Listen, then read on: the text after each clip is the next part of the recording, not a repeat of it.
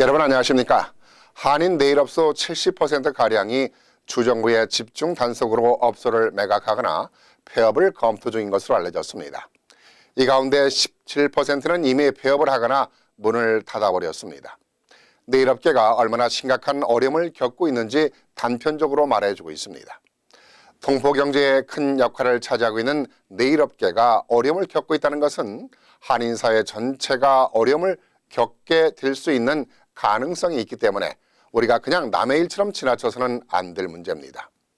한인 동포들의 주 업종으로 자리를 잡은 네일업계가 왜 이렇게 흔들리고 있는 것일까요? 불경기도 불경기라지만은 주된 원인은 뉴욕 주정부의 강력한 단속 때문입니다. 뉴욕 주정부는 지난해 뉴욕타임스 보도 이후 태스크포스 팀을 구성하면서 네일업계를 마구잡이식으로 단속을 실시하고 있습니다. 주정부 태스크포스팀이 출동을 하면 보통 4~5명이 한꺼번에 들이닥쳐서 고용계약서, 타임카드, 임금명세서, 임금대장, 페이롤 텍스 등 노동 관련 서류뿐만이 아니라 임금 채권 구입 증서 등을 요구하고 있습니다. 이를 준비하지 못하면 일주일 뒤에 재방문 일정을 알려주고 자리를 떠나지만은 이는 재수가 좋은 경우입니다. 단속 사항에 대해서 적발되면 티켓을 발부받게 됩니다. 벌금 액수는 적게는 $500에서 수천 달러의 벌금 부과를 받고 심지어 영업정지라든가 비즈니스 라이선스까지 정지를 당하고 있는 실정입니다.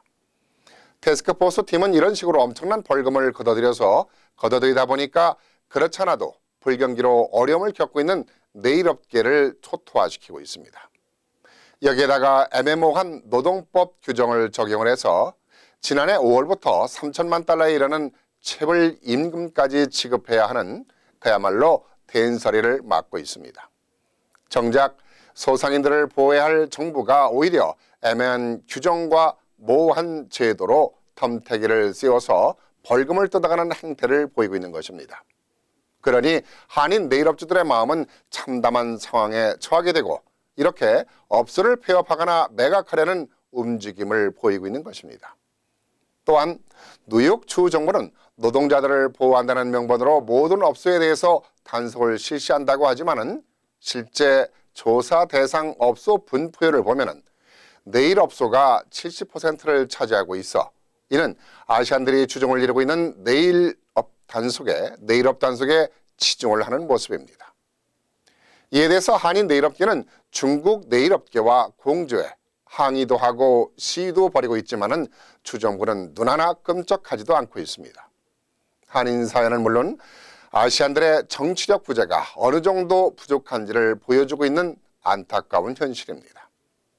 한인사회에서 그동안 많은 정치인들을 위한 후원이나 행사에 참석을 하고 있다고 하지만은 일부 관계자들에 의해서만 이루어지다 보니 정치적 신장에 큰 변화를 가져오지 못해왔습니다. 앞으로 범도포 차원에서 지역 정치인들과의 유대 강화를 위한 노력이 필요한 것은 물론이고 한인 정치인 탄생을 위한 노력도 절실히 필요하다는 것을 잘 말해주고 있는 현실입니다. 이러한 노력이 이루어질 때 우리가 지금 당면하고 있는 불이익에서 벗어날 수 있고 권리를 찾을 수 있게 될 것입니다. 지금 주정부의 인종차별적 단속으로 어려움을 겪고 있는 것도 사실이지만 더욱 중요한 사실이 있습니다. 정부가 요구하는 제도나 규정을 따르지 않고 주먹구구식 운영을 하는 방식에서 벗어나야 한다는 것입니다. 이러한 운영 방법이 결국 이런 화를 불러왔음을 인정해야 할 것입니다. 네일업은 우리 한인 사회의 동맥이자 젖줄이라고 해도 과언이 아닙니다. 네일업계의 위기를 기회로 삼아 새로운 변화로 다시 태어나는 계기가 되었으면 합니다.